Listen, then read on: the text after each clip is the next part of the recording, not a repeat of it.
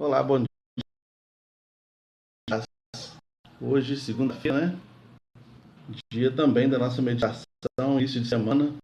Que o Senhor, desde já, esteja abençoando a sua vida poderosamente. Para a nossa leitura hoje, nós vamos usar o Salmo de número 116, do versículo 12 ao versículo 19, que diz assim, ó: Que darei eu ao Senhor por todos os benefícios que me tem feito? Tomarei o cálice da salvação e invocarei o nome do Senhor. Pagarei os meus votos ao Senhor, agora na presença de todo o seu povo. Preciosa é a vista do Senhor a morte dos seus santos. Ó Senhor, deveras sou teu servo, filho da tua serva. Soltastes as minhas ataduras. Oferecer-te-ei sacrifícios de louvor, invocarei o seu nome, pagarei os meus votos ao Senhor, na presença de todo o seu povo. Nos átrios da casa do Senhor, no meio de ti, ó Jerusalém, louvai ao Senhor. Quando a gente recebe um presente de alguém, quando a gente recebe alguma dádiva de alguma pessoa, a gente imediatamente sente a necessidade ou a vontade de querer fazer alguma coisa por aquela pessoa, alguma coisa em troca, né? Alguém te deu um presente, te deu um recurso, te ajudou de alguma maneira, você fica pensando numa maneira como você vai retribuir esse bem feito por você, né? Às vezes a pessoa tem tudo, e você não tem como retribuir, porque ela já tem tudo. Aí não dá para você. Você pensa, o que eu vou dar para fulano? Em se tratando desse texto que a gente leu, o Salmo 116, é um testemunho do salmista que estava vivendo momentos de angústia. No versículo 3 ele fala aqui: os cordéis de mortes me cercaram, as angústias do inferno se apoderaram de mim, encontrei aperto e tristeza. Então invoquei o nome do Senhor. Ó Senhor, livra minha alma. Então, ele estava num momento de muita angústia, de muito sofrimento, por causa das muitas lutas, muitas guerras, muitas sedições, muitas conspirações, e ele pediu socorro a Deus.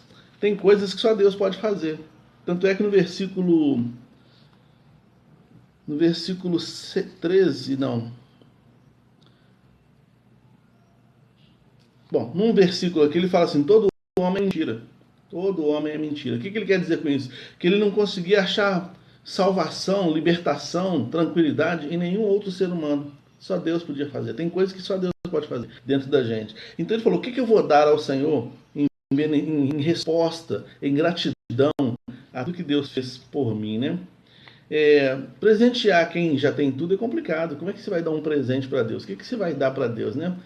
Eu conheço uma pessoa que é grata por tudo. Assim, eu sempre vejo essa pessoa falando: Deus é bom o tempo todo. Às vezes a pessoa passa por luta, passa por angústia, mas na boca dessa pessoa tem essa palavra: Deus é bom o tempo todo. Deus é bom o tempo todo. A pessoa está sempre com o coração grato, sempre querendo ver a oportunidade de servir a Deus. E o salmista nos ensina isso, né? Ele fala: vou tomar o cálice da salvação. O que é tomar o cálice da salvação? Permitir ser salvo pelo Senhor. Permitir que o sacrifício de Jesus cumpra na sua vida, na minha vida, o efeito pelo qual ele foi feito. Jesus morreu na cruz para trazer salvação a cada um de nós. Jesus não morreu na cruz para que a gente pudesse sentir pena dele, achasse que ele era um coitado, que se deu mal na vida. Não. Ele morreu porque se ele não fosse pendurado naquela cruz, não morresse, não ressuscitasse, não teria salvação para nenhum de nós. A teologia cristã, ela é assim, ela fala sobre isso, né? Que Deus enviou o seu Filho ao mundo para que o mundo fosse salvo por ele. João 3,16 é o texto clássico, né? Deus amou o mundo de tal maneira que deu seu Filho unigênito, para que todo aquele que nele não pensa, mas tenha a vida eterna. Então ele fala: vou tomar o cálice da salvação. Versículo 13, eu vou tomar o cálice da salvação. Então eu vou permitir que o Senhor seja o meu salvador. Vou permitir que o Senhor seja o Senhor da minha vida, né? Ele fala ainda no versículo 13: e vou invocar o nome do Senhor. Invocar o nome do Senhor, eu quero ser crente, quero andar com Deus, eu quero estar entre aqueles que invocam o nome do Senhor, eu quero estar entre aqueles que celebram ao Senhor, eu quero ser essa pessoa, eu quero estar envolvido nesse contexto. No versículo 14, ele fala sobre envolvimento na obra de Deus, né? Olha o que ele diz aqui, versículo 14: pagarei os meus votos ao Senhor, agora na presença de todo o seu povo. Ele fala sobre o comprometimento na igreja, no caso dele, a congregação, né? Era a tenda da congregação, era o templo, né? O tabernáculo, era todo o tabernáculo, na verdade. No nosso caso aqui, é a igreja. Então ele fala, diante do povo de Deus, eu quero estar, quero pagar todos os meus votos, né? Eu vou me envolver na obra de Deus, né? Eu vou levar salvação a outras pessoas, eu vou ser dizimista, eu vou ser ofertante, tudo que eu tenho vem dele. Às vezes a gente acha que eu vou pagar o dízimo, você não vai pagar o dízimo, você vai entregar o dízimo. E eu reter o dízimo, eu estou retendo aquilo que é de Deus mesmo. Eu vou fazer minhas ofertas, vou entregar ofertas, eu vou servir a Deus com alegria, né?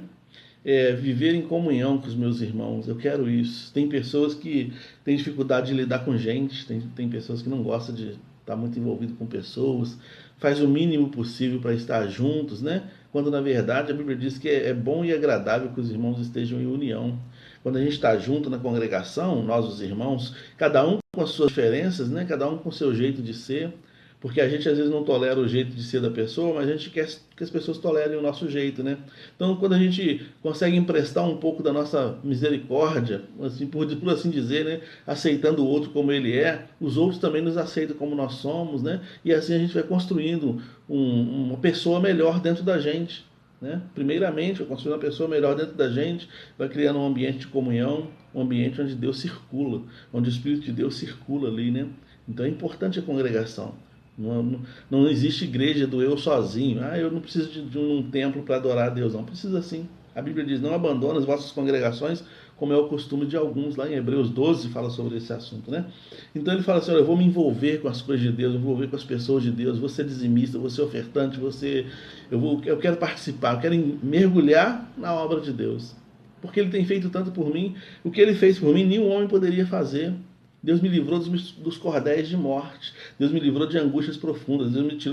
Deus me tirou de depressões profundas, né, que nenhum outro homem poderia fazer. E o que ele pede de mim? Só isso, que eu me envolva, que eu me entregue, que eu seja salvo por ele, né, que eu ande no caminho dele, né, que eu seja um sacrifício vivo, como diz lá em Hebreus 12, né, no versículo 17, ele diz assim, ó, oferecer-te-ei sacrifícios de louvor, e invocarei o nome do Senhor.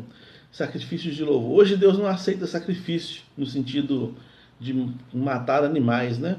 Mas a Bíblia diz lá em Romanos 12 que nós somos o sacrifício vivo, né? E isso fala sobre renúncia, fala sobre abnegação, fala sobre negar a nós mesmos, né? Quando a gente está envolvido na obra de Deus, a gente está negando muitas outras coisas, né? Para estar ali. Você poderia estar fazendo alguma outra coisa. Tem aquela música que tem cantado muito, eu poderia estar em qualquer outro lugar, né? A gente poderia estar em qualquer outro lugar, mas você faz a opção de estar caminhando com Deus. Deus vê isso com bons olhos. É por isso que o versículo 15 fala, preciosa é ao Senhor a morte dos seus santos. Ou seja, Deus ele investe tanto na restauração do nosso homem interior, ele investe tanto na nossa integridade emocional, na nossa integridade espiritual. Ele investiu pesado nisso. Isso é precioso, sabe? Isso é muito precioso. Então, o que eu vou dar ao Senhor? Eu vou dar minha vida de volta para Ele, né? A nossa vida começa a dar certo quando nós começamos a acertar a nossa vida com Deus. A nossa vida só vai dar certo quando nós acertarmos a nossa vida com Deus. Na sexta-feira nós falamos sobre isso, né? Sujeição e resistência, né? Quando nós sujeitamos-nos a Deus, Deus então nos ajuda a ter a vida ajustada diante dEle, abençoada, acertada diante dEle. Faz esse teste, né? Seja grato não só de palavras, mas seja grato envolvendo com o Senhor, envolvendo na obra de Deus, sendo dizimista, sendo ofertante, sendo um evangelizador, fazendo sacrifícios vivos, né? Trabalhando para que outras pessoas também encontrem a salvação. Seja grato com atitudes diante de Deus, porque é isso que Ele espera. Há um texto bíblico, eu não vou recordar agora qual que é o endereço, mas que diz assim, filho meu, dá-me o teu coração. É a única coisa que Deus quer, né? Em resposta ao amor dele para conosco, em resposta à atitude de benevolência e de misericórdia dele para conosco, o que ele pede em troca é, me dê seu coração, me dê a gerência da sua vida, me ajuda a dirigir seus passos, a te levar a passos verdejantes, a te levar e fazer você conhecer a minha salvação. Me deixa fazer isso, é isso que ele pede. E isso que ele pede para nós é bênção para nós mesmos, né? Por causa da graça de Deus, por causa do amor dele. Que ele nos abençoe, né? Que você comece a sua semana aí sendo grato a Deus por tudo e devolvendo ao Senhor a gratidão. Seja uma boa pessoa para todo mundo que está ao seu redor, né? Assim como Deus tem sido bom para contigo, tem sido misericordioso para contigo, seja também misericordioso com as pessoas que estão ao seu redor, e certamente a sua vida vai começar a funcionar de uma maneira muito mais abençoada diante dele. Amém? Obrigado, Senhor, pela tua palavra e por tudo que o Senhor tem feito. Em nome de Jesus. Amém. Deus abençoe sua vida, Raquel, Rosali e todos os demais irmãos que estão aí. Deus abençoe.